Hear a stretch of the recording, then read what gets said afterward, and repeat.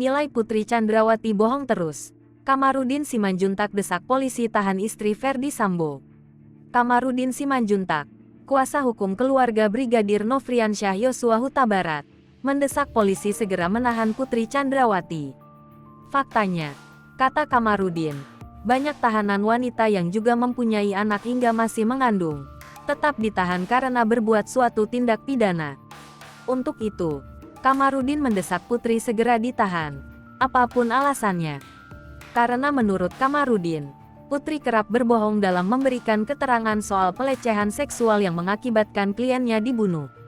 Kesehatan, kemanusiaan, dan punya balita jadi alasan penyidik tak tahan Putri Chandrawati.